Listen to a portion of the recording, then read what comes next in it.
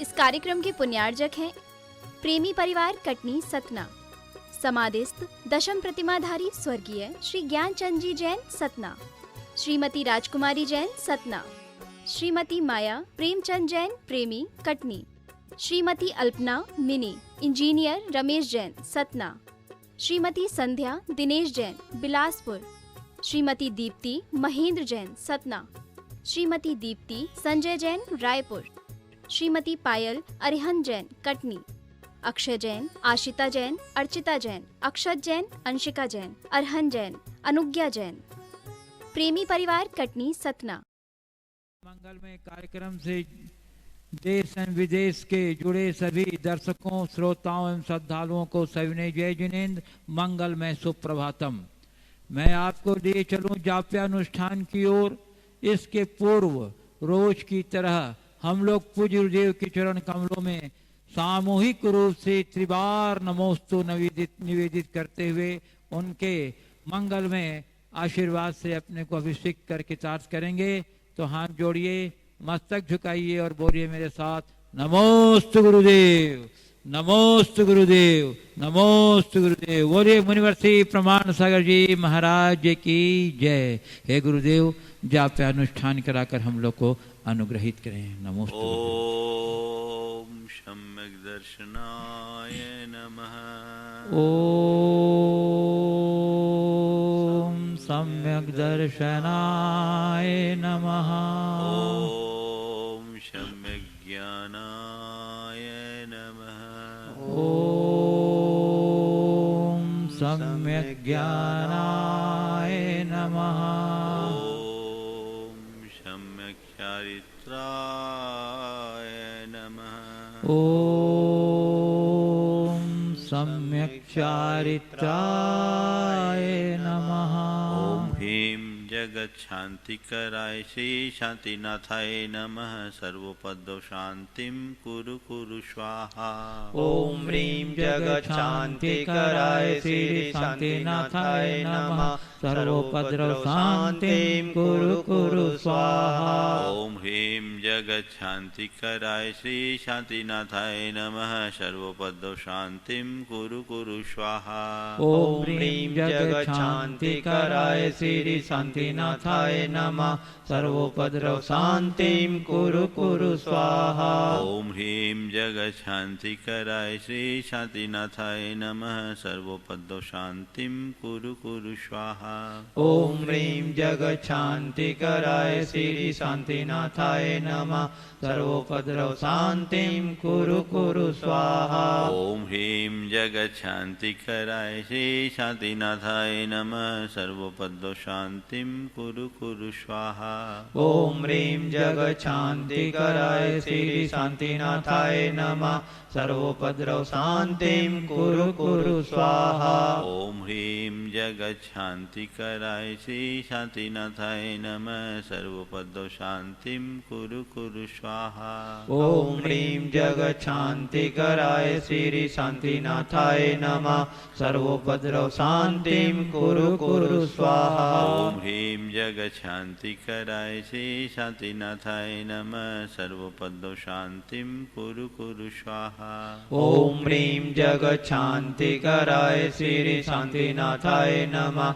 सर्वोपद्रव शांतिं कुरु कुरु स्वाहा। ओम ह्रीं जगत शांतिकराय श्री शांतिनाथाय नमः। सर्वोपद्रव शांतिं कुरु कुरु स्वाहा। ओम ह्रीं जगत शांतिकराय श्री शांतिनाथाय नमः। सर्वोपद्रव शांतिं कुरु कुरु स्वाहा। ओम ह्रीं जगत शांतिकराय श्री शांतिनाथाय नमः। सर्वोपद्रव शांतिं कुरु कुरु स्वाहा। ओम ह्रीं जगत शांतिकराय श्री शांतिनाथाय नमः। सर्वोपद्रव शांतिं कुरु कुरु स्वाहा। ओम ह्रीं जगत शांतिकराय श्री शांतिनाथाय नमः। सर्वोपद्रव शांतिं कुरु कुरु स्वाहा। ओम ह्रीं जगत शांतिकराय श्री शांतिनाथाय नमः।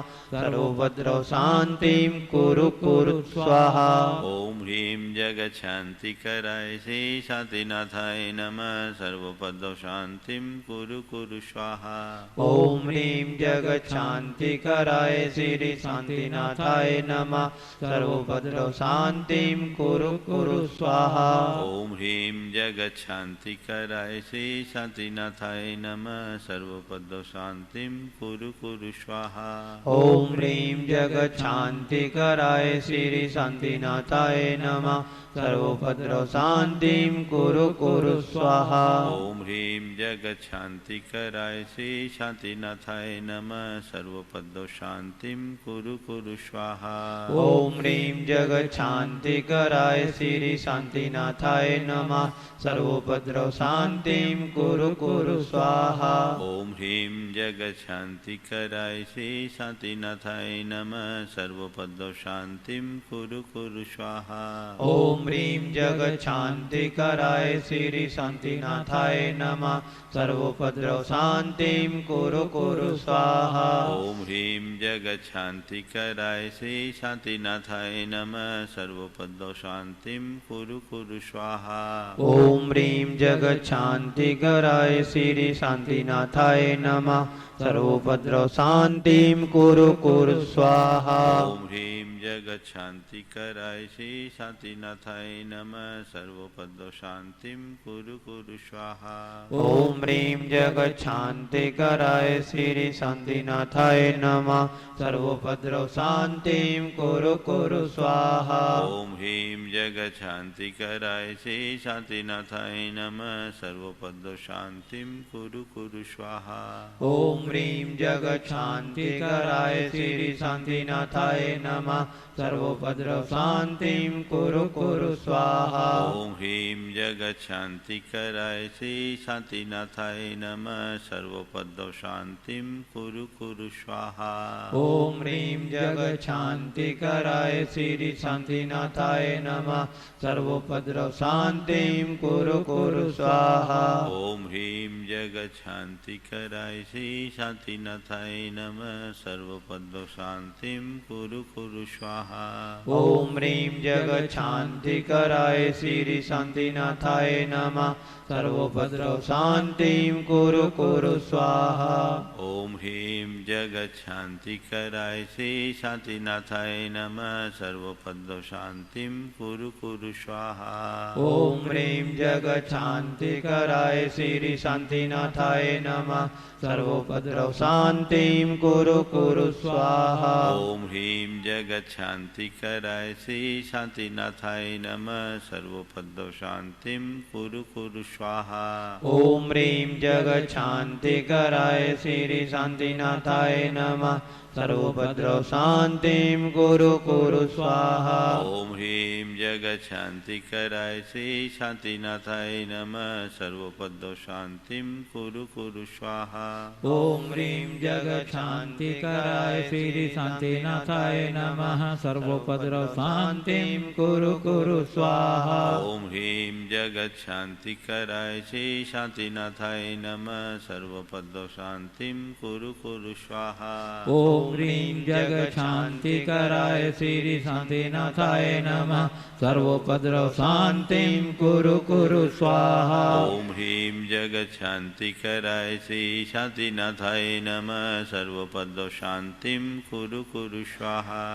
ॐ ह्रीं जगच्छान्तिकराय श्री शान्तिनाथाय नमः सर्वोपद्रव शान्तिं कुरु कुरु स्वाहा ॐ ह्रीं जगच्छान्तिकराय श्री शान्तिनाथाय नमः सर्वोपद्रव शान्तिं कुरु कुरु स्वाहा ॐ ह्रीं जगच्छान्तिकराय श्री शान्तिनाथाय नमः सर्वोपद्रव शान्तिं कुरु कुरु स्वाहा ॐ ह्रीं जगच्छान्तिकराय श्री शान्तिनाथाय नमः सर्वोपद्रव शान्तिं कुरु कुरु स्वाहा ॐ ह्रीं जगच्छान्तिकराय श्री शान्तिनाथाय नमः सर्वोपद्रव शान्तिं कुरु कुरु स्वाहा ॐ ह्रीं जगच्छान्तिकराय श्री शान्तिनाथाय नमः सर्वोपद्रव शान्तिं कुरु कुरु स्वाहा ॐ ह्रीं जगच्छान्तिकराय श्री शान्तिनाथाय नमः सर्वोपद्रव शान्तिं कुरु कुरु स्वाहा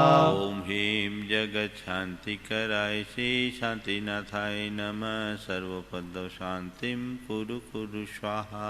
ओम ह्रीं जगच्छांति कराय श्री शांतिनाथाय नमः सर्वोपद्रव शांतिं कुरु कुरु स्वाहा। ओम ह्रीं जगच्छांति कराय श्री शांतिनाथाय नमः सर्वपद शांतिं कुरु कुरु स्वाहा। ओम ह्रीं जगच्छांति कराय श्री शांतिनाथाय नमः सर्वोपद्रव शांतिं कुरु कुरु स्वाहा। ओम ह्रीं जगच्छांति कराय श्री शांतिनाथाय नमः सर्वपद शांतिं कुरु कुरु स्वाहा। ओम ह्रीं जगच्छांति कराय श्री शांतिनाथाय नमः सर्वोपद्रव शांतिं कुरु कुरु स्वाहा। ओम ह्रीं जगच्छांति कराय श्री शांतिनाथाय नमः सर्वपद शांतिं कुरु कुरु स्वाहा। ओम ह्रीं जगच्छांति कराय श्री शांतिनाथाय नमः सर्वोपद्रव शांतिं कुरु कुरु स्वाहा। ओम ह्रीं जगच्छांति कराय श्री शांतिनाथाय नमः सर्वपद शांतिं कुरु कुरु स्वाहा। ओम ह्रीं जगच्छांति कराय श्री शांतिनाथाय नमः सर्वोपद्रव शांतिं कुरु कुरु स्वाहा। ओम ह्रीं जगच्छांति कराय श्री शांतिनाथाय नमः सर्वपद शांतिं कुरु कुरु स्वाहा। ओम ह्रीं जगच्छांति कराय श्री शांतिनाथाय नमः सर्वोपद्रव शांतिं कुरु कुरु स्वाहा। ओम ह्रीं जगच्छांति कराय श्री शांतिनाथाय नमः सर्वपद शांतिं कुरु कुरु स्वाहा। ओम ह्रीं जगच्छांति कराय श्री शांतिनाथाय नमः सर्वोपद्रव शांतिं कुरु कुरु स्वाहा। ओम ह्रीं जगच्छांति कराय श्री शांतिनाथाय नमः सर्वपद शांतिं कुरु कुरु स्वाहा। ओम ह्रीं जगच्छांति कराय श्री शांतिनाथाय नमः सर्वोपद्रव शांतिं कुरु कुरु स्वाहा। ओम ह्रीं जगच्छांति कराय श्री शांतिनाथाय नमः सर्वपद शांतिं कुरु कुरु स्वाहा। ओम ह्रीं जगच्छांति कराय श्री शांतिनाथाय नमः सर्वोपद्रव शांतिं कुरु कुरु स्वाहा। ओम सम्यक दर्शनाय नमः। ओम सम्यक दर्शनाय नमः। ओम सम्यक ज्ञानाय नमः। ओम सम्यक ज्ञानाय नमः। ओम सम्यक चारित्राय नमः। ओम सम्यक चारित्राय नमः। जय बोलो श्री शांतिनाथ भगवान की जय। परम पूज्य आचार्य गुरुवर श्री विद्यासागर जी महाराज। परम पूज्य 108 मुनिवर श्री प्रमाण सागर जी मुनिराज की जय। मुनि श्री अरह सागर जी महाराज की। प्रिय बंधुओं, आगामी 23 अगस्त से लेकर 1 सितंबर तक आयोजित पर्व राज परीक्षण पर्व के पावन प्रसंग पर यहाँ श्रावक संस्कार शिविर भव्य आयोजना के साथ संपन्न होने जा रहा है, जिसका सीधा प्रसारण आपको जिनवाणी चैनल के माध्यम से मिलेगा। इसके साथ ही आप प्रमाणिक ऐप डाउनलोड करके या मुनि प्रमाण सागर यूट्यूब चैनल पर सब्सक्राइब करके भी सारे कार्यक्रमों को लाइव देख सकते हैं। और श्रावक संस्कार शिविर के लिए मैं देख रहा हूँ पूरे देश में अपूर्व उत्साह है और रजिस्ट्रेशन कराने के लिए लोग काफ़ी उत्साहवर्धक परिणाम आ रहे हैं। अभी तक आपने यदि अपना रजिस्ट्रेशन नहीं कराया है तो आप शीघ्रता से रजिस्ट्रेशन कराइए। इसके लिए आप प्रमाणिक ऐप के माध्यम से फॉर्म भरकर अपने परिवार का जितना भी व्हाट्सएप नंबर है उनको रजिस्टर्ड करा लें, ताकि सारे कार्यक्रमों की PDF फाइल आपको उपलब्ध हो सके और आप इसका पूरा लाभ उठा सकें। संपर्क सूत्र की पट्टी चल रही है नंबर की, आप उससे संपर्क करें। और आज शंका समाधान कार्यक्रम में पूज्य गुरुदेव विशेष गाइडलाइन देंगे, आप उसको अवश्य सुनिएगा। हे गुरुदेव, अपनी प्रवचन श्रृंखला की अगली कड़ी से संबोधित कर हम लोग इताअत करें। नमोस्तु गुरुदेव। सभी लोग अपने दोनों हाथ जोड़ लें और मेरे साथ महामंत्र के स्मरण के लिए अपना मानस तैयार करें।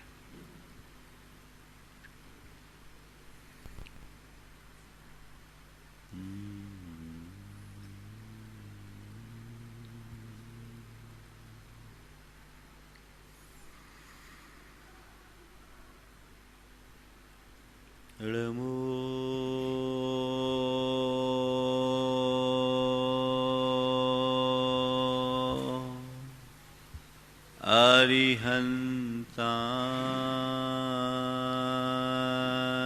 अरिहन्ताणं नमो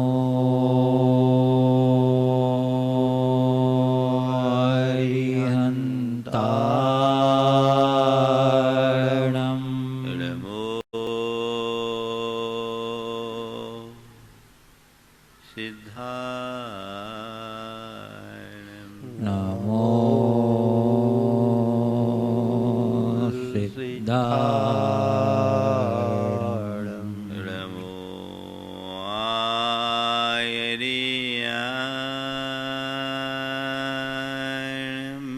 नमो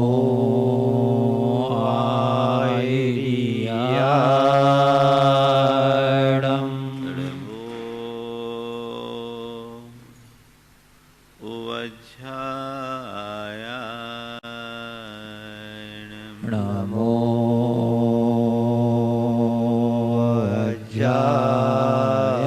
अज्जायाणं नमो लोये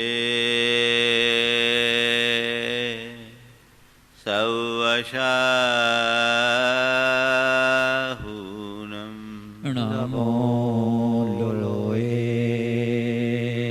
सर्वसाहूणं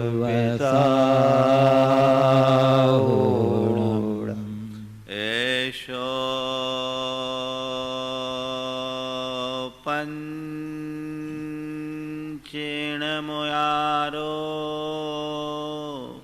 एषो पञ्चणमो यारो सवपावपणाशनो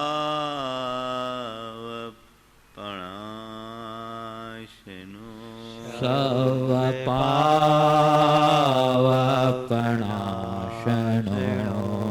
मङ्गलाळं च सवेसिं मङ्गलाळं च सर्वेशिं परमं ओ मङ्गलम् परमं होई मङ्गलम्।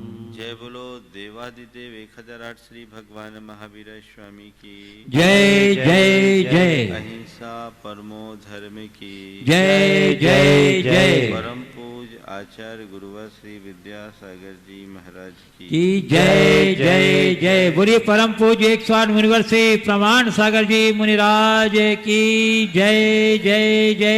परम पूज्य 108 मुनिवर से अरहत सागर जी महाराज की जय जय जय। नमोस्ते गुरुदेव नमोस्ते। एक बार एक सवाल आया कि साधु संत जिन्हें दुनियादारी से कोई लगाव नहीं होता, धन पैसे से कोई सरोकार नहीं होता, उनके चरणों में बड़े बड़े राजा महाराजा और सेठ साहूकार क्यों जाते हैं? जिनके पास कुछ नहीं उनके पास वे लोग क्यों जाते हैं जिनके पास बहुत कुछ है? और वो अपना रतन, अपना धन, अपना द्रव्य उनके चरणों में क्यों चढ़ाते हैं? सवाल कभी आपके मन में भी आया होगा? नहीं आया हो तो आना चाहिए। एक बार एक बच्चे ने मुझसे पूछा, महाराज भगवान को लड्डू क्यों चढ़ाते हैं? मैंने विनोद में कहा इसलिए कि वो खाते नहीं। तुम खाते हो इसलिए तुम्हारे आगे चढ़ाया नहीं जाता, और भगवान खाते नहीं इसलिए चढ़ा देते हैं। बड़े बड़े धनी मानी उन अपरिग्रही अकिंचन संतों के चरणों में जाकर अपना सर्वस्व अर्पित कर देते। हमने सुना है कि जब भरत चक्रवर्ती भगवान ऋषभ देव के समो शरण में पहली बार गया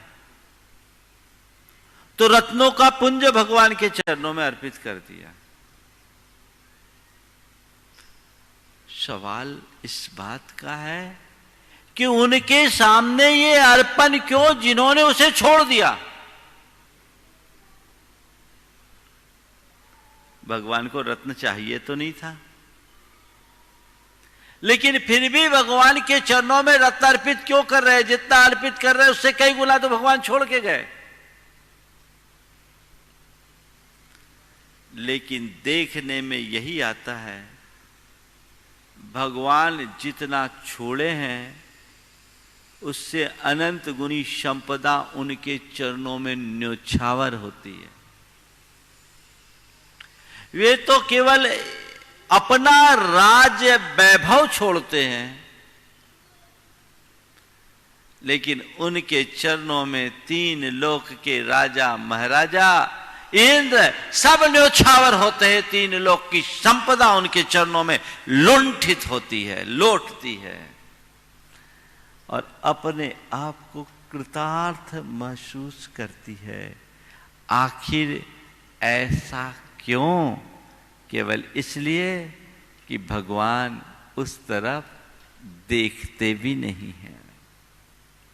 भगवान उस तरफ देखते भी नहीं हैं। भगवान की तरफ आप दृष्टि दौड़ाओ, भगवान के समो शरण में आप जब भी दृष्टि देखोगे,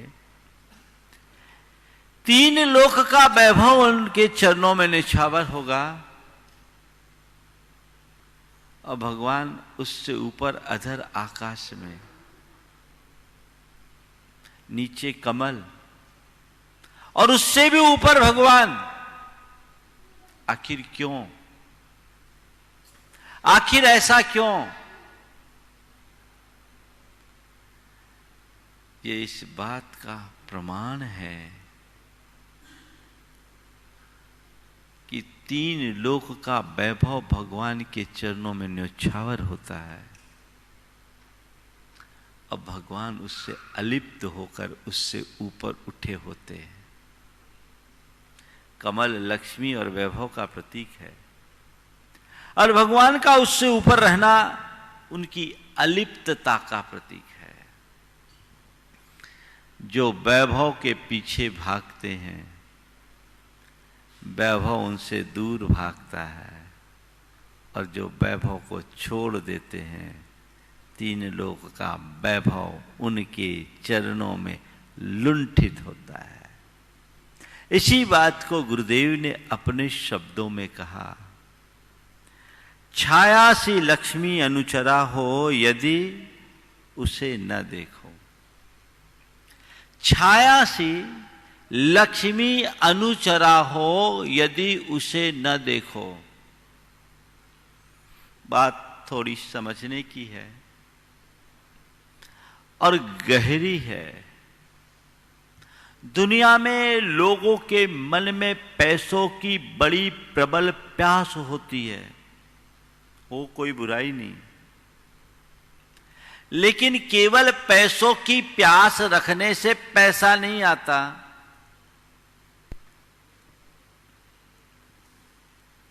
हकीकत ये है कि जो पैसे के पीछे जितना पागल होते हैं,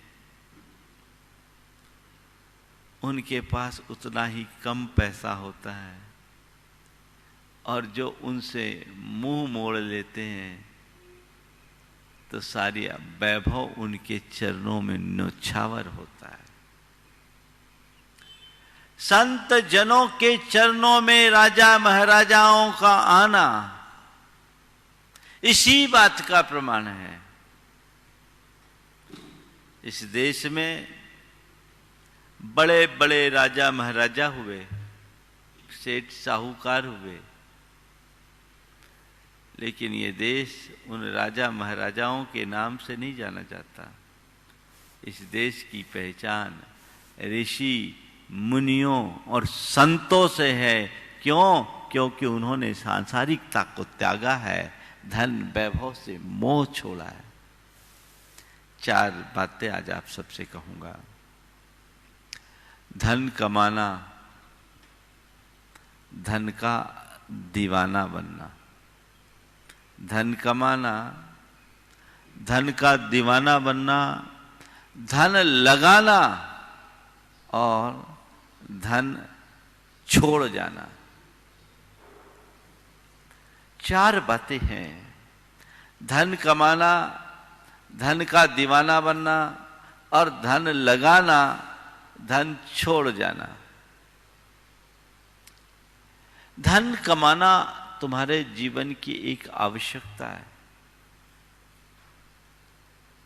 बिना धन के जीवन का निर्वाह नहीं हो सकता, इसलिए धन कमाओ, पर क्या मान करके कमाओ? धन मेरे जीवन के निर्वाह का साधन है, साध्य नहीं। मनोमस्तिष्क में एक बात सदैव अंकित रख करके चलो कि धन जीवन के लिए है, जीवन धन के लिए नहीं। जिस मनुष्य के अंदर ये समझ होती है, वो धन अर्जन करने के लिए प्रयासरत रहता है, लेकिन धन उसकी सर्वोच्च प्राथमिकता में नहीं होता। जीवन के लिए जितना जरूरी है उतने आवश्यक साधन जुटाता है और अपने जीवन को आगे बढ़ा लेता है। लेकिन जिनके अंदर ऐसी समझ नहीं होती, वो 24 घंटे एक ही धुन में जीते हैं, धन धन धन। और धन का धुनी हर पल धन धन धन धन की धुन में रहता है, पर ऐसा सोचने मात्र से तो धन नहीं आता। ऐसे लोग न तो अपनी संपत्ति का उपयोग कर पाते हैं और न ही उसका उपभोग। उपार्जन भी बहुत कठिनाई से होता है, और जो उपार्जित है उसका उपयोग करे, उपभोग करे, तब तो फिर भी समझ में आए। लेकिन केवल उपार्जित करे, न उपयोग करे, न उपभोग करे, तो उसका अंत तो विनाश है ही, स्व का भी पर का भी। तो संत कहते हैं धन कमाओ। किस लिए कमाओ? जरूरत के लिए कमाओ। धन कमाओ किस लिए कमाओ? जरूरत के लिए कमाओ। और आगे कमाना है तो जरूरतमंदों के लिए कमाओ, पर केवल कमाने के लिए कभी मत कमाओ। सोचना है धन कमाने वालों को किस लिए कमाते हैं? जरूरत के लिए, जरूरतमंदों के लिए, या केवल कमाने के लिए, संग्रह करके रखने के लिए? अगर प्रथम 2 उद्देश्य है तब तो ठीक, और नहीं तो कोई मतलब नहीं। हमें ये देखना है कि मैं कमा रहा हूं तो धन अर्जन मेरी कौन सी प्राथमिकता में है। और एक बात ध्यान रखना, केवल मेहनत से धन नहीं कमाया जाता। मैं ऐसे अनेक लोगों को जानता हूं जो रात दिन पैसा कमाने की होड़ में लगे रहते हैं, लेकिन अपेक्षित धन इकट्ठा नहीं कर पाते हैं। और बहुत से ऐसे लोगों को भी मैं जानता हूं जो दोनों हाथ से लुटाते हैं, फिर भी उनके पास धन का अंबार लगता है। आपकी दृष्टि में भी ऐसे लोग होंगे। एक है जो रात दिन पागल है, और एक है कि अपने अर्जित धन का सदुपयोग कर रहा है, लगा रहा है, जितना लगा रहा है उससे कई गुना आ रहा है। इस रहस्य को समझने की जरूरत है। जितना आवश्यक है कमाइए, कमाने के बाद कमाइए, लेकिन तुरंत कमाने की चाह मन से निकाल भगाइए। कमाना, धन का दीवाना बनना। धन का दीवाना बनने का मतलब 24 घंटे एक ही रट, एक ही धुन, हाय पैसा, हाय पैसा। ऐसे लोग न रात देखते न दिन, चाहे जैसे तैसे कैसे भी पैसे हो, उन पैसों के पीछे व्यक्ति सारी मर्यादाओं को त्यागने के लिए तत्पर हो जाता है। उनकी कोई प्राथमिकताएं नहीं रहती और ना कोई प्रतिबद्धता होती, एक ही लक्ष्य होता है, बस पैसा। ऐसे लोग धन जोड़ते हैं, आखिरी में उसी में कुंडली मार करके छोड़ जाते हैं। गुरुदेव का एक हाइकू है, कंकर पत्थर पे कुंडली मार क्या मान बैठा। कंकर पत्थर पे कुंडली मार क्या मान बैठा। बात समझिए, ये धन, ये वैभव यथार्थता देखा जाए तो कंकर पत्थर की तरह है, जो यहीं छूट जाने वाली, पर उनमें तुम अपनी मोहाशक्ति के कारण उनका दीवाना बनकर कुंडली मार करके बैठे हो। क्या करोगे? इस दुनिया से जाओगे तो वहीं उसके ही संरक्षक बन जाओगे। जो धन का दीवाना होता है वो अपनी धनासक्ति में मरकर उसी धन का संरक्षक बन जाता है। हम लोगों ने सुना है कि जब भी जमीन के नीचे कोई धन होता वहां सांप दिखता है। सुना है कि नहीं सुना? सुनने में आता है। ये सांप कौन है? ये सांप कौन है? हाँ, जिसने लोगों का खून चूस के पैसा इकट्ठा किया, अब जहर से भरकर वहीं बैठ गया। पुराणों में एक कथा आती है, एक राजा था, उसका इकलौता बेटा था।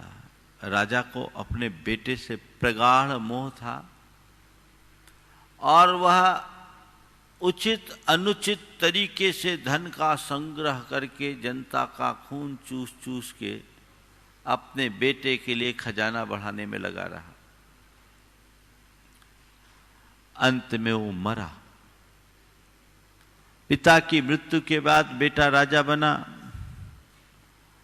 उसने पिता के वियोग जन दुख को मिटाने के लिए एक बड़ा धार्मिक अनुष्ठान किया और उस धर्मानुष्ठान में उसने किमिच्छक दान की घोषणा कर दी। बेटा बड़ा परोपकारी और उदार चित्त था, किमिच्छक दान देना शुरू कर दिया। अब दान देना है तो राजकोष से धन निकालना है। अपने खजांची से कहा धन लेकर आओ, पर ये क्या, खजांची जैसे ही कोषागार में गया, खजाने में गया, एक जोर की फुटकार, खजांची कांप गया। उसे लगा मैं सपना तो नहीं देख रहा हूं, पर देख करके वो दंग रह गया, क्योंकि वहां विकराल एकदम आक्रामक मुद्रा में गुस्सैल सांप बैठा था। उल्टे पांव लौट आया, धड़कनें बढ़ गई, पसीना में तरबतर। कहा महाराज अनर्थ, वहां तो सांप है। भ्रम हो गया होगा, जहां हवा नहीं जा सकती वहां सांप कैसे जाएगा? नहीं महाराज, मैं अन्यथा नहीं कह रहा हूं। कहा ठीक है, सेनापति को साथ ले जाओ।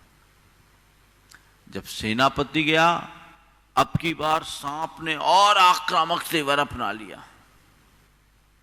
दोनों ने देखा मामला तो गड़बड़ है। मंत्री को भेजा, आप जाकर देखो। मंत्री गया, सांप का वही रुख। बड़ी दुविधा आ गई। धार्मिक अनुष्ठान है, सांप के रहते धन निकाला नहीं जा सकता, और धन निकाले बिना अनुष्ठान पूरा नहीं हो सकता। करे तो क्या करे, सांप को छेड़ नहीं सकते और बिना धन के अनुष्ठान छोड़ नहीं सकते। राजा स्वयं गया, देखा सांप था, पर जैसे ही राजा पर उसकी दृष्टि पड़ी, वो एकदम शांत हो गया और एक तरफ चला गया। सांप को एक तरफ जाता देख राजा ने अपेक्षित धन निकाला, अपना काम किया, लेकिन उसके मन में एक सवाल खड़ा हो गया। क्या बात है, ये सांप कौन है, यहां क्यों आया? मेरे खजांची, मेरे सेनापति और मेरे मंत्री के आने पर बड़ा आक्रामक, और मेरे सामने इतना शांत क्यों हुआ? क्या मेरे खजांची, सेनापति और मंत्री वफादार नहीं है? दिमाग में सवाल। संयोक्त है, वहीं एक मुनिराज का आगमन हुआ। मुनि महाराज अवधि ज्ञानी थे। उसने महाराज के सामने अपना प्रश्न रखा।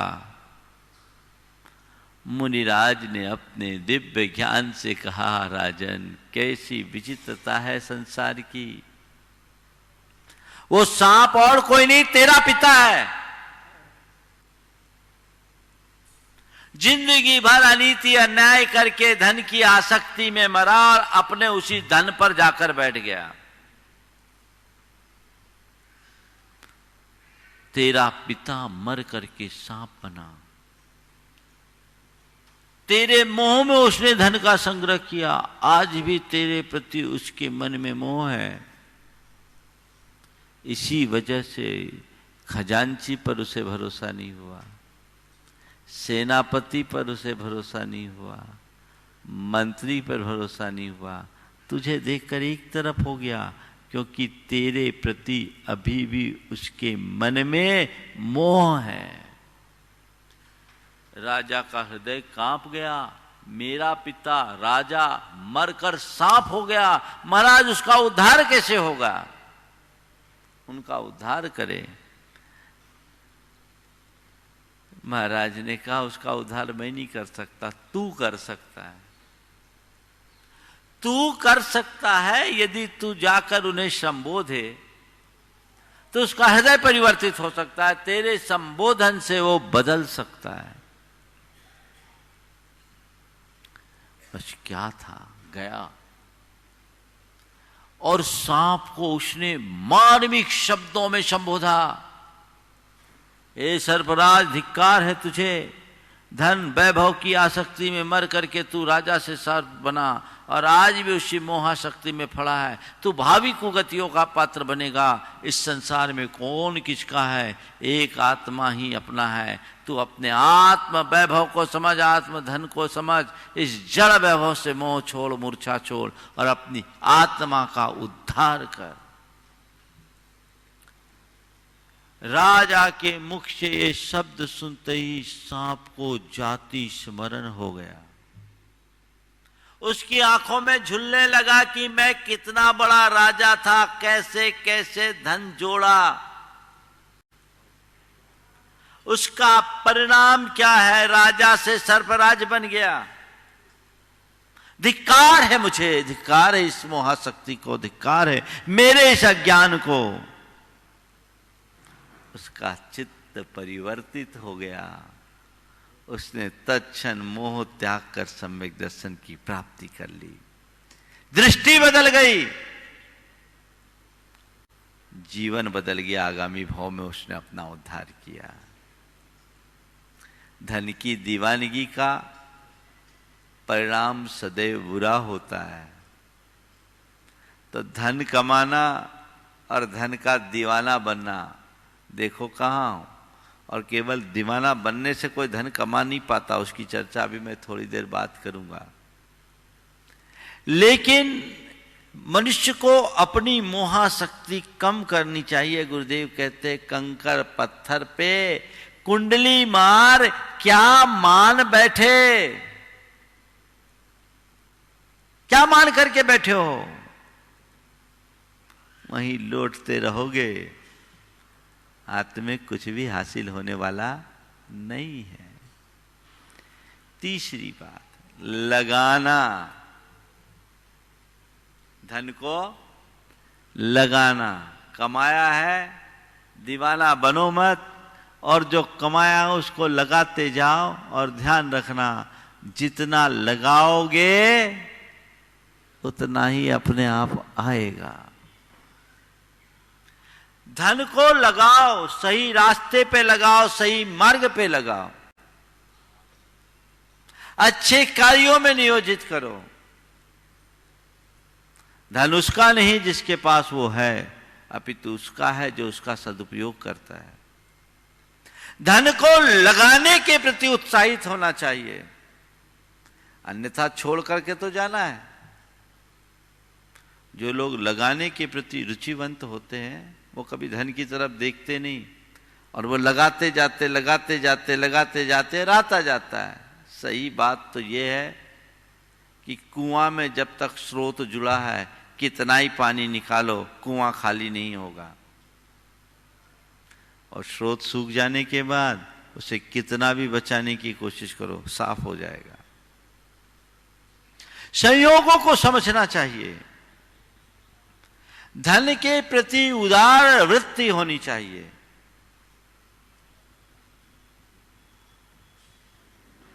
एक व्यक्ति एक सेठ के पास गया। वो व्यक्ति धन को बहुत महत्व देता था और हमेशा लक्ष्मी जी की पूजा करता था। लोक में धन को लक्ष्मी माना जाता है, तो यहाँ लक्ष्मी जी से तात्पर्य किसी देवी से नहीं, एक प्रतीक है। पूजता था धन लक्ष्मी को। वो एक सेठ के यहां गया, देखकर हैरान रह गया। बढ़िया मखमल के गद्दे पर बैठा, रेशमी चादर ओढ़े और सोने के पीक दाने में पीक थूक रहा था। सोने की पीक दाने में पीक थूक रहा है। उसने पूछा, हद हो गई, जिस लक्ष्मी को मैं पूज रहा हूं ये वहां उसमें पीक थूक रहे हैं। जिस सोने के पीछे मेरा सोना खो रहा है ये उसी सोने में पीक थूक रहे हैं। कई लोग ऐसा करते हैं, सोना को बहुत पवित्र मानते हैं, उसका अनादर नहीं करते, पांव में नहीं पहनते। ये अपनी अपनी सोच है। उस व्यक्ति ने उससे पूछा कि मैं क्या देख रहा हूं, दुनिया तो इसकी पूजा करती, उपासना करती, इसके पीछे पागल, और आप पीक थूक रहे और आपके आंखें इतनी दुर्गति करा रही। सेठ ने जो बात कही वो बहुत ध्यान की है। भागती फिरती थी लक्ष्मी, भागती फिरती थी लक्ष्मी, जब तलाश करते थे हम, जब से हमने छोड़ दिया वो बेकरार आने को है। जब तक मैं इसके पीछे पागल था ये मुझसे दूर भागती थी, और जब से मैं इसका उपयोग करने लगा, उपभोग करने लगा, बौछार है।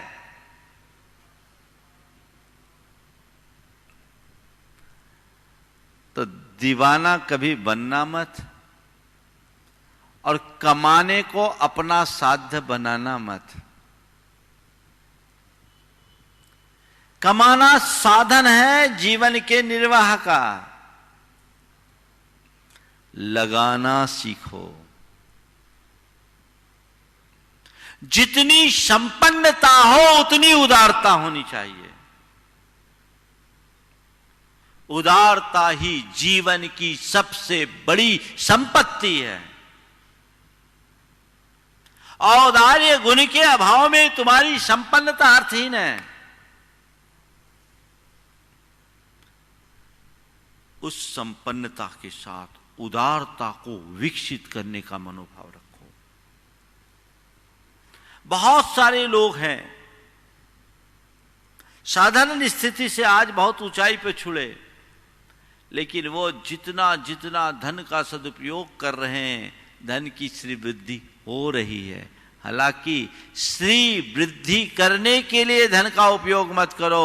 अगर धन है तो उपयोग करो, क्योंकि धन तो हाथ का मैल है, एक दिन छूट जाना है। उसकी तरफ दृष्टि नहीं होनी चाहिए। तो छाया सी लक्ष्मी अनुचरा हो यदि, उसे न देखो। तुम पैसा ही पैसा देखते रहोगे तो पैसा दूर भागेगा, और परमार्थ को देखोगे, पैसे से मुंह मोड़ोगे तो पैसा छाया की तरह तुम्हारे पीछे आएगा। अनेक लोग उसके उदाहरण बने हैं जो दिन दुनी रात चौगनी वृद्धि कर रहे हैं, और ऐसे बहुत सारे लोग हैं जो जोड़ जोड़ के रख रहे हैं, एक दिन छोड़कर जाना पड़ रहा है। छोड़कर जाना पड़ रहा है, एक झटके में सत्यानाश हो जाता है। कुछ करने की स्थिति नहीं होती। तो कमाना, दीवाना बनना, धन लगाना, लगाना। एक नगर सेठ था, धन बहुत था पर बड़ा कंजूस था। उसके पड़ोस का एक दूसरा नगर सेठ था, अपेक्षाकृत धन कम था पर बड़ा उदार था, और उसकी प्रसिद्धि पूरे अंचल में थी केवल उसकी उदारता के कारण।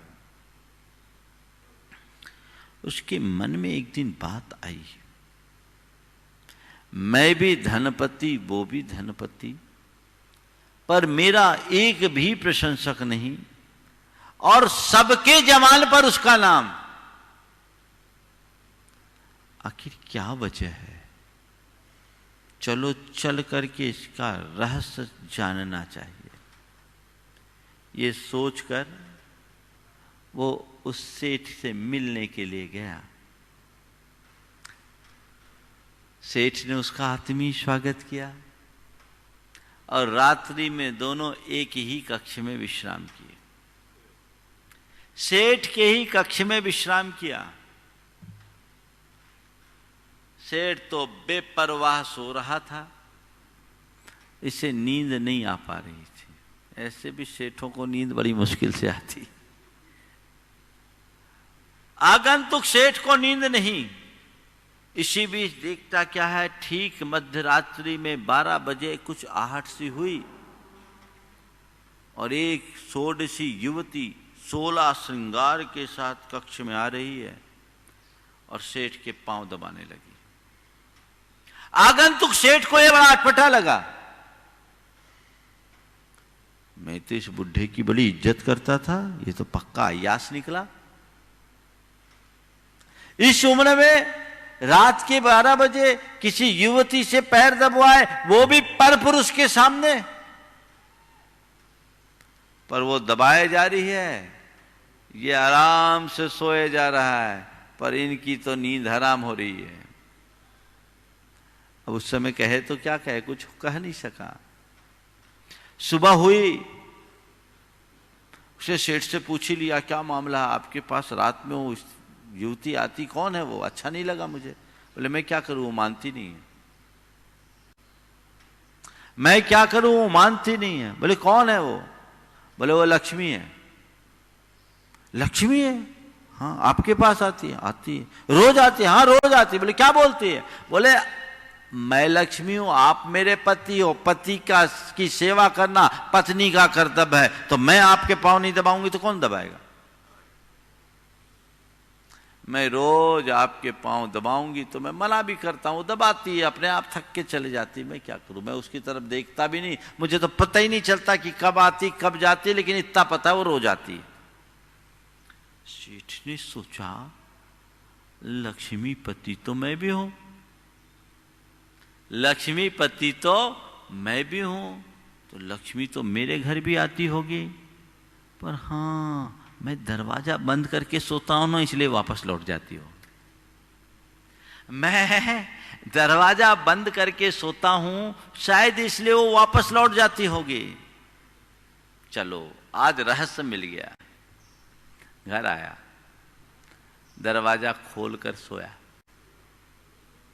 घर आया, दरवाजा खोलकर सोया और लक्ष्मी की प्रतीक्षा में एकदम उसकी बाट जो होता रहा। लेटा क्या, नींद तो नहीं, कब लक्ष्मी आए आकर मेरे पांव दबाए, कब लक्ष्मी आए आकर मेरे पांव दबाए। मन में बड़ी उत्सुकता, आतुरता लक्ष्मी के आगमन को देखने की और उससे अपने पांव दबवाने की।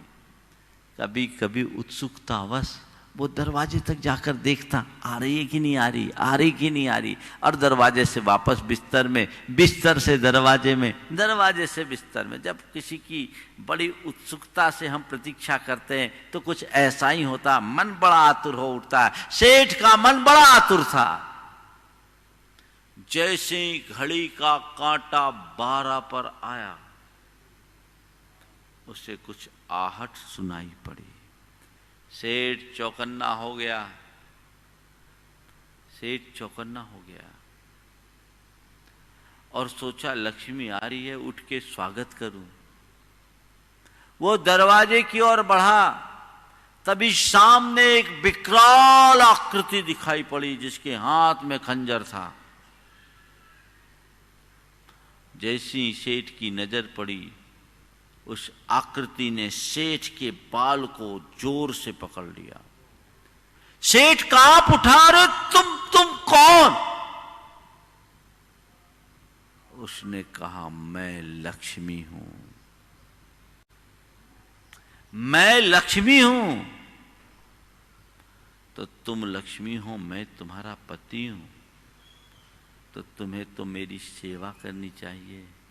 लक्ष्मी ने कहा नहीं, तुम मेरे पति नहीं, मेरे दास हो।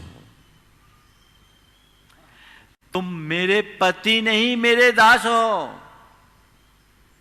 मैं अपना पति उसे मानती हूं जो मेरा उपयोग करता है और जो मुझे केवल संग्रहित करके अपने सिर पर बैठाए रखता है, उसे मैं अपना दास मानती हूं। पति की सेवा में पूरे प्राणों से तत्पर रहती हूं, और तुम जैसे दासों के लिए तो मेरा एक खंजर है, और खंजर उसके गर्दन पर चला दिया, वो वहीं ढेर हो गया। कहानी आपको अच्छी लगी होगी। ये एक काल्पनिक कहानी है, लेकिन इसके कथ्य को समझिए। सच है, जो संपत्ति का सदुपयोग करते हैं उदारता के साथ, लक्ष्मी उसके घर में पीढ़ा डालती है। उदारता से समृद्धि आती है, और सच्चे अर्थों में उदारता ही सबसे बड़ी समृद्धि है। अपने मन में ऐसा उदार भाव जागृत करिए, समृद्धि के शिखर पर बैठोगे। धन को सिर पर मत बैठाओ, धन के सिर पर बैठो। क्या बोला?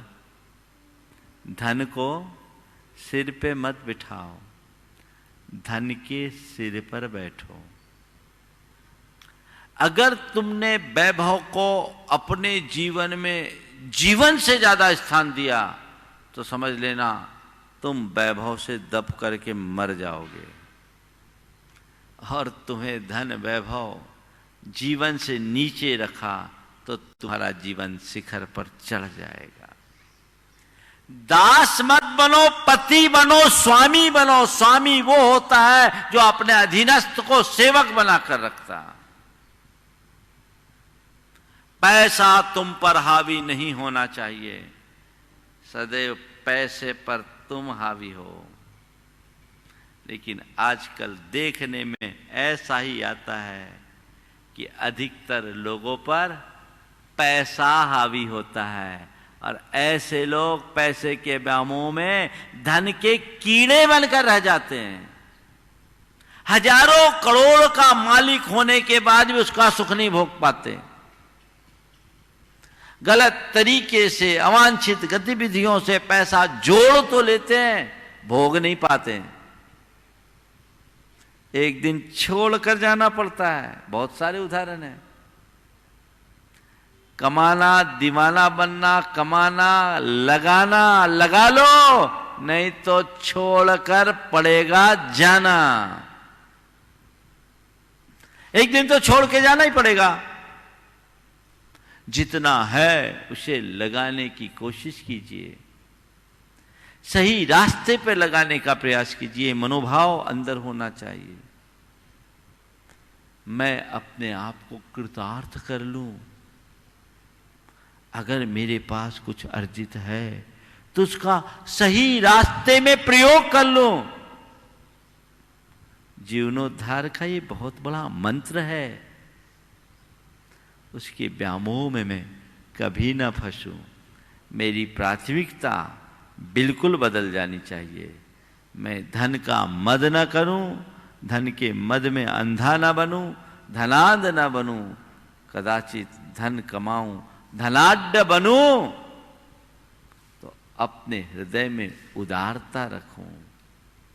धनांध में और धनाढ्य में क्या अंतर है? धनांध वह है जो धन का संग्रह करे, उसके मद में अंधा हो जाए, और धनाढ्य वह है जो संपन्नता के साथ उदारता से भरे और उसका सदुपयोग करे। संत कहते हैं धनाढ्य बनो, धनांध नहीं। धन जोड़ना बुरा नहीं है, जोड़कर उसका सदुपयोग न कर पाना बुरा है। जीवन में धन को अपने ऊपर हावी मत होने देना। धर्म को अपने सिर पर रखो। धन को सदैव पैरों के नीचे रखो। देखिए, हम सिर पे टोपी पहनते हैं और पांव में जूती। सिर पे टोपी होती है और पांव में जूती। टोपी को सिर पे रखते हैं और घर में भी अगर रखते हैं तो खूंटी पे टांग के रखते हैं। टोपी जहां तहां तो नहीं रखी जाती। अब आजकल तो टोपी वाले मिलते ही नहीं। लोग टोपी पहनते कम, टोपी पहनाते ज्यादा है। विचित्र है। टोपी पहनाने वाले लोग बहुत है, चाहे जिसको टोपी पहना दे। खैर, फिर भी टोपी कुछ खास अवसरों पर तो पहननी ही पड़ती है। तो टोपी को टांग के रखा जाता है खूंटी पे। और जूता यदि लाख रुपए का हो ना, ब्रांडेड भी हो, तो कहाँ उतारा जाता है? देहरी पे। कदाचित सोने की भी जूती हो ना, तो उसको देहरी पे ही उतारनी पड़ेगी। जूता का स्थान वही है। तो बस मैं आपसे इतना ही कहता हूं। मैं इतना ही कहना चाहता हूं, धन को पांव की जूती की तरह देखिए और धर्म को सिर की टोपी बना करके चलिए। जीवन धन्य हो जाएगा। धर्म का स्थान सिर की टोपी की भांति और धन का स्थान पांव की जूती की तरह। इतनी समझ तुम्हारे मन में जग गई तो फिर अतिरिक्त उपदेश देने की कोई आवश्यकता शेष नहीं रहेगी। समझ विकसित कीजिए, औदार्य गुण को बढ़ाइए। जड़ धन से मूल्यवान जीवन धन है, इसे अपने हृदय में अंकित कर लीजिए। और पूरा जीवन जीवन धन को संभालते हुए जिए। वही मेरा लक्ष्य, वही मेरा ध्येय, वही मेरा इष्ट, वही मेरा मकसद होना चाहिए। बाकी तो सब केवल बातें हैं, इन बातों में कोई सार नहीं। समझ जगाइए, जीवन को आगे बढ़ाइए। लेकिन मैं समझ रहा हूं आज की बात आप लोगों को कम पसंद आ रही होगी। एक बार एक युवक ने कहा, महाराज आपके सब प्रवचनों में बहुत मजा आता है, लेकिन जिस दिन आप पैसों के बारे में बोलते हैं ना तो थोड़ी तकलीफ होती, खलबली लगती, कहीं आप छुड़वा न दो। अरे भाई, यही तो अंधकार है। इस मोह से उपरत होने का भाव रखो, आंखें खोलो। एक दिन सब छूट जाएगा। कैसे कैसे लोग होते हैं जीवन में। मैंने कई बार ये उदाहरण सुनाया, गंज बासुदा की एक घटना। वहां एक पंजाबी दंपति, मुन्ना पंजाबी नाम था, निसंतान दंपति, ब्याज बट्टे का काम किया करने वाले, घर में रह रहे हैं, अकूत धन है पर महाकंजूस। वो व्यक्ति ऐसा था कि कोई आदमी अपना जूता भी गिरवी रखे तो रख ले। पर आप सुन करके बड़े द्रवीभूत हो जाओगे, उन दोनों की मौत कैसी हुई। 3 दिन तक घर का दरवाजा नहीं खुल पाया। घर से बदबू आने लगी। लोगों को संशय हुआ। पुलिस की कस्टडी में उनका घर खोला गया। देखकर सब की आंखें फटी रह गई कि दोनों बूढ़ा बूढ़ी अपनी सारी संपत्ति को अपने सामने रखे हुए हैं और दोनों छाती पर हाथ धरे मर गए।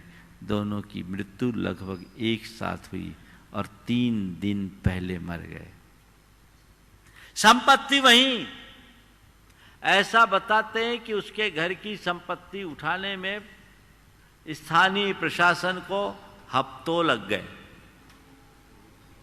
रिक्शा, साइकिल, बैंड वालों के बैंड तक निकले। क्या मिला हाथ में? सब सरकार के खाते में गई, कोई भोगने वाला भी नहीं था। लेकिन ये करीब 20 साल 25 साल पुरानी घटना है। तो ये इस तरह की वृत्ति के लोग भी इस दुनिया में हैं। धन की प्रगाढ़ आसक्ति मनुष्य को हैवान बना देती है, वो इसे इंसान नहीं रहने देती। इसलिए उस आसक्ति से बचिए। मूल रूप से अंतरंग संपदा को पहचानने की कोशिश कीजिए, तब हम अपने जीवन में कुछ सार्थक उपलब्धि घटित कर सकेंगे। तो छायासी लक्ष्मी अनुचरा हो यदि, उसे न देखे कि उक्ति को हम आत्मसात करें और जीवन को आगे बढ़ाने का प्रयास करें। समय आप सबका हो रहा है। आने वाले दिनों में पर्यूषण पर्व आना है। 23 तारीख अब ज़्यादा दूर नहीं है। अपनी मानसिकता को सभी अभी से बना के रखें और इस वर्ष हर घर में शिविर हो, ऐसा प्रयास हो। सभी लोग अपने अपने घरों में जिस तरह की शिविरों की व्यवस्था होती वैसी व्यवस्था बनाए। शुद्ध भोजन का नियम ले। हम घर में शुद्ध भोजन बना करके ही भोजन करेंगे। और सुबह से जो शिविर के ड्रेस हैं, स्त्रियां सफ़ेद साड़ी और पुरुष सफ़ेद धोती दुपट्टा में, कम से कम पूजन और विधान तक के कार्यक्रम में एक सी ड्रेस में रहे, एक सी ड्रेस में रहे, जो हर वर्ष शिविर का होता है। सबके पास इस तरह के कपड़े हैं और नहीं हैं तो व्यवस्था कर लें और कोशिश करें घर को देखकर लोगों को लगे ये कोई घर नहीं, मानो कोई आश्रम है। पर्यूषण के दिनों में इस तरह का कार्य आपके यहाँ होगा तो बड़ा फर्क पड़ेगा। और सारा कार्यक्रम टीवी पर बैठ करके देखे परिवार के साथ, और उसकी फोटो और उसकी वीडियो अपलोड करें, प्रमाणिक ऐप में डाल दें, जिससे उसे देखा जा सके और नियमित करे, उसकी प्रशंसा भी हो। पूरे देश में ये संदेश होना चाहिए। और इस बार आप लोगों को चाहिए कि ये संदेश अधिक से अधिक लोगों तक पहुंचाएं और ये कहे कि इस वर्ष पर्यूषण पूर्ण उत्साह के साथ हमें संपन्न करना है, 10 लक्षण अच्छे से संपादित करना है, कोई वंचित न रहे। सबको बोलें कि आप भी इससे जुड़े और लाभ लें। जो पूर्ण कर सके वे भाग्यशाली हैं ही, लेकिन ना कर पाए तो आंशिक रूप से कम पूजे भावना योग और प्रवचन का लाभ तो जरूर लें। अपने शेड्यूल को इस तरीके से परिवर्तित करें कि ये 10 दिन आप सबके धर्ममय दिन बन सके और आप उसके बदौलत अपने जीवन में एक स्थायी परिवर्तन घटित कर सके, इसे जीवन का टर्निंग पॉइंट बना सके। तो ये संकट का काल भी जीवन के लिए वरदान बन सकेगा, जीवन की एक उपलब्धि बन सकेगी। इसी भाव के साथ पार्श्वनाथ भगवान की जाप पूर्वक मैं विराम लूंगा। ओम ह्रीम अर्हंसि पार्श्वनाथ जिनेन्द्राय नमो नमः। ओम ह्रीं अर्हंसि पार्श्वनाथ जिनेन्द्राय नमो नमः। ओम ह्रीम अर्हंसि पार्श्वनाथ जिनेन्द्राय नमो नमः। ओम ह्रीं अर्हंसि पार्श्वनाथ जिनेन्द्राय नमो नमः। ओम ह्रीम अर्हंसि पार्श्वनाथ जिनेन्द्राय नमो नमः। ओम ह्रीं अर्हंसि पार्श्वनाथ जिनेन्द्राय नमो नमः। ओम ह्रीम अर्हंसि पार्श्वनाथ जिनेन्द्राय नमो नमः। ओम ह्रीं अर्हंसि पार्श्वनाथ जिनेन्द्राय नमो नमः। ओम ह्रीम अर्हंसि पार्श्वनाथ जिनेन्द्राय नमो नमः। ओम ह्रीं अर्हंसि पार्श्वनाथ जिनेन्द्राय नमो नमः। ओम ह्रीम अर्हंसि पार्श्वनाथ जिनेन्द्राय नमो नमः। ओम ह्रीं अर्हंसि पार्श्वनाथ जिनेन्द्राय नमो नमः। ओम ह्रीम अर्हंसि पार्श्वनाथ जिनेन्द्राय नमो नमः। ओम ह्रीं अर्हंसि पार्श्वनाथ जिनेन्द्राय नमो नमः। ओम ह्रीम अर्हंसि पार्श्वनाथ जिनेन्द्राय नमो नमः। ओम ह्रीं अर्हंसि पार्श्वनाथ जिनेन्द्राय नमो नमः। ओम ह्रीम अर्हंसि पार्श्वनाथ जिनेन्द्राय नमो नमः। ओम ह्रीं अर्हंसि पार्श्वनाथ जिनेन्द्राय नमो नमः। ओम ह्रीम अर्हंसि पार्श्वनाथ जिनेन्द्राय नमो नमः। ओम ह्रीं अर्हंसि पार्श्वनाथ जिनेन्द्राय नमो नमः। जय बोलो चिंतामणि श्री पार्श्वनाथ भगवान की जय। परम पूज्य आचार्य गुरुवर श्री विद्यासागर जी महाराज की जय। बोले परम पूज्य 108 श्री प्रमाण सागर जी महाराज की। परम पूज्य 108 श्री अरहत सागर जी महाराज की। चलिए जिन इस कार्यक्रम के पुण्यार्जक थे प्रेमी परिवार कटनी सतना, समाधिस्थ दशम प्रतिमाधारी स्वर्गीय श्री ज्ञानचंद जी जैन सतना, श्रीमती राजकुमारी जैन सतना, श्रीमती माया प्रेमचंद जैन प्रेमी कटनी, श्रीमती अल्पना मिनी इंजीनियर रमेश जैन सतना, श्रीमती संध्या दिनेश जैन बिलासपुर, श्रीमती दीप्ति महेंद्र जैन सतना, श्रीमती दीप्ति संजय जैन रायपुर, श्रीमती पायल अरिहंत जैन कटनी, अक्षय जैन, आशिता जैन, अर्चिता जैन, अक्षत जैन, अंशिका जैन, अरहन जैन, अनुज्ञा जैन। प्रेमी परिवार कटनी सतना।